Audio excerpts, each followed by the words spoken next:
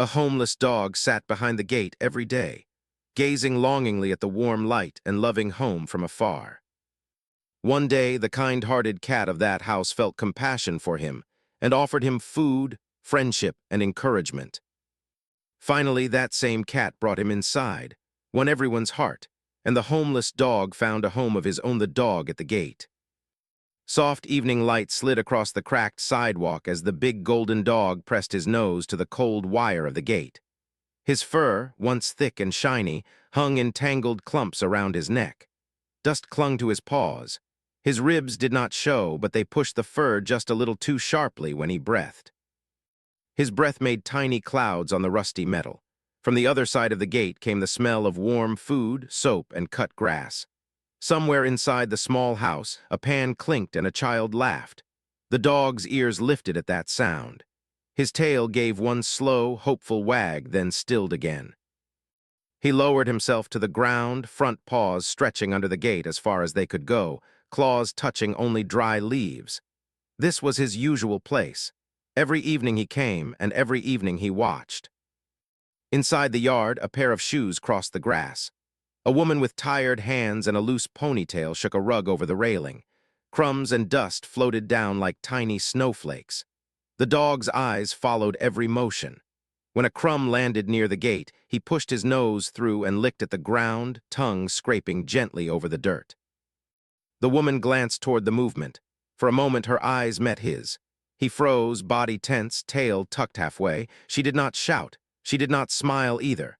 She only looked at him long enough for him to feel seen, then turned back to her work. Still, that tiny look was enough to make his tail start again, slow and shy. A car passed on the street, spraying a thin mist from a puddle. The dog flinched and scooted closer to the fence, pressing his side against the metal as if it could protect him from the noise. When the sound faded, he relaxed, letting out a soft whine he did not seem to notice. From somewhere higher up, hidden between the leaves of a low tree, another pair of eyes watched. A small orange cat lay stretched on a branch that leaned over the yard.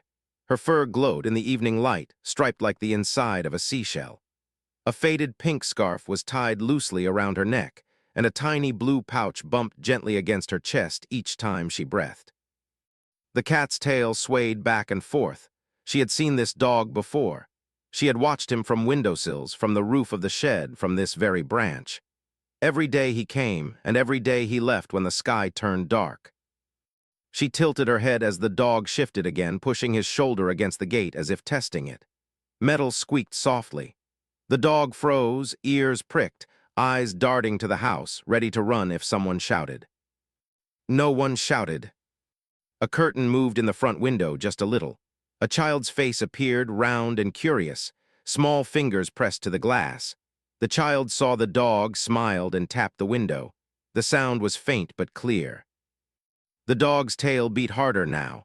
He stood, paws braced, eyes fixed on the window like it was the most important thing in the world. His chest rose and fell with quick, shallow breaths. For a second, he took a tiny step backward, as if deciding to leave before something went wrong. The cat on the branch narrowed her eyes. The dog did not leave.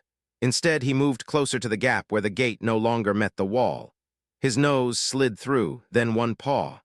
The metal scraped his fur, and he winced but kept going, heart pounding loud enough that even he could hear it.